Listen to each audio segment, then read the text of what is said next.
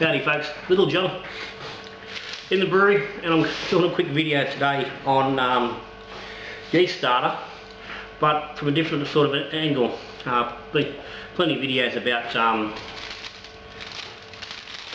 rinsing yeast and then making yeast starters for your beer and cell counts and whatnot.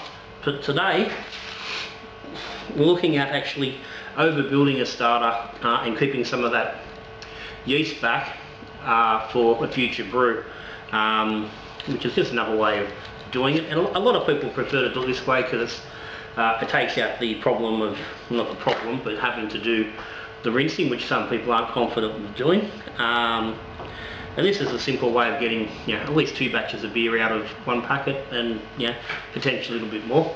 But basically all it is, get your starter. So in this case, 2 litres of water, 200 grams of light dry malt. Boil that up on the stove for about 5 minutes, just to make sure it's got no bugs in it and it's clean. Then add to that packet of yeast that you're going to build up. In this case it's a Almond coal yeast, just a single dry packet. This is for a culture I'm going to make in a few days time, and conveniently I don't need full 2 litre starter, probably only need a litre starter, so I can make this up, and I'm going to keep half of it and put into a vial, and the rest I'll pitch onto a brew. So dry yeast straight in there, stir bar,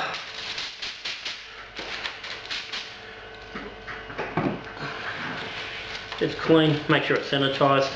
I'd normally just drop my stir bar into the water once it's finished boiling and let it sit there while it cools, but didn't today. Then she goes onto the stir plate, get that on, get that stirring, cover back on there.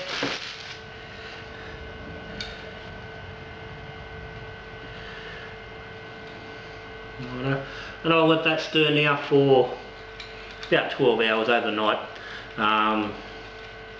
Just give it a run nice and fast to start with, just to get some oxygen in there, because that, like I said, that's been boiled now, so it's got no oxygen in there, so we want to get a little bit back in. So let it run just a little bit quicker to bring some oxygen in. So I'll let that go for about 5 minutes. Then I'll turn it down so it just keeps moving gently overnight. Then tomorrow morning I will turn that off and I'll let that sit. Okay, so we're about 16 hours in.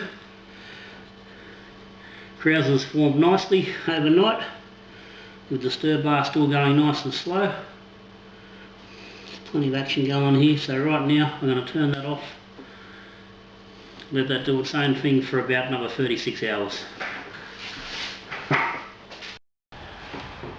Okay, we're about 40 hours on now. So this was it's Saturday morning, late Saturday morning. This went down on Wednesday afternoon, started. So it's about 2.5 days in. Ferment, it's pretty much stopped. There's a little bit of activity there, very little. You can see we've had a nice big Krauser in there. It's dropped. The wart's a lot clearer. We've got a reasonable amount of yeast cake there on the bottom. So I was just checking this because I'm thinking about I was going to put this into the fridge to drop it out, but yeah, there's just a little bit still going on there, so I'm going to leave that at the moment till this afternoon. So give it another 6 hours or so. Then I'm going to pop it in the fridge, drop it out, and then we'll have a look at throwing it into some vials and see what we're looking at. Alright, so this has been sitting now. It's actually been bloody 2 2 or 3 full days now. COVID hit me, so I've been out of action for a couple of days. So this has settled out quite well. Cold crash pretty good. So just getting prepped up. So I've got 3 vials which have been sitting. They got sanitized there. They're sanitized around, so they're ready to go.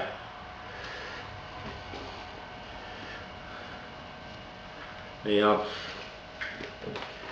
originally I was going to be brewing straight away with with half of this, or thereabouts. So, but I'm not now. So what I want to do is I want to get the yeast off here and split it into just a couple of vials, so I can work out what I'm keeping and what I'm going to use on my batch.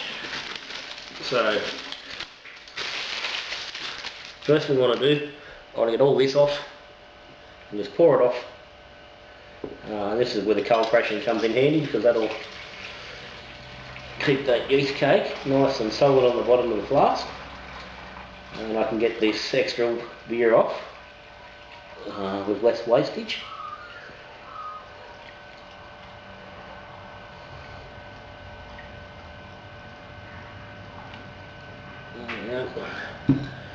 Let's see if I can get all that off, and now I've got a nice layer of yeast there. Probably could have got the stir bar out beforehand, but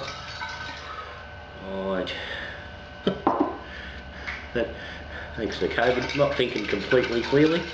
So just a little bit of cool boiled water in there, about 30 or 40 ml probably, just enough to mix it up, give us some stuff we can work with, and also that'll give a little bit of cover on our yeast.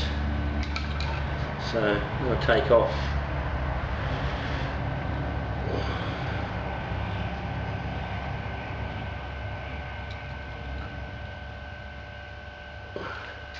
about 40 ml. I'll take that now and see what else we got. Okay,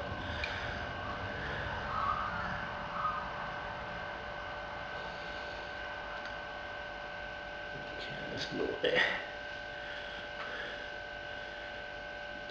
So it looks like I'm going to get 3 vials out of this. Yep, all good. So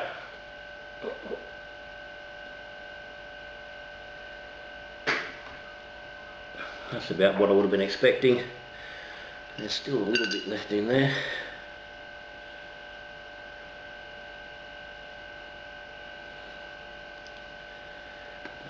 That's about it. So what I've got is 3 vials, which are sitting at about 45-50 millilitres all up. So there's at least 30 ml of sort of yeast sitting in each of those. So what I'll do now is keep that. That goes into the yeast bank. These 2 will go on to the beer I've got brewing, which is now sitting there, and I will pitch on that tomorrow. It's chilling overnight. So that's my healthy starter ready to go. Good, beautiful yeast pitch for a full batch of beer, and that's our overbuild. So that will be, yeah, somewhere around probably 30-35 ml of yeast. At the moment, it's about 100 billion cells in there. That's adequate to pitch on a lightish brew. It's the same as what you'd get in a brand new packet of White Labs or Y yeast, liquid yeast. Plenty of yeast in that, good and healthy. That'll sit in the fridge, and then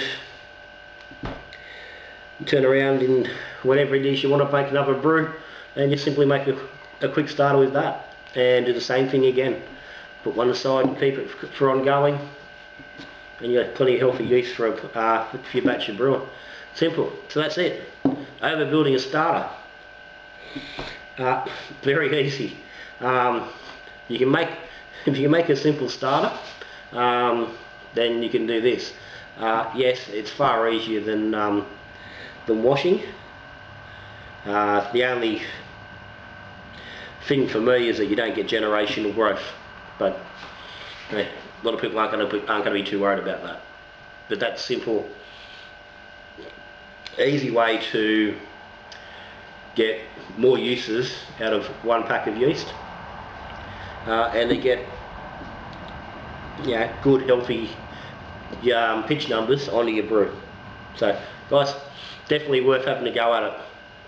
If like I said, if you don't want to go the more intricate way of yeast washing and harvesting. So any comments, questions, stick them down the bottom. As always, thank you to our Little John's Patrons and all the subscribers. That's me for now. So till I see you again, brewing beer, drinking beer, talking beer. Good brewing.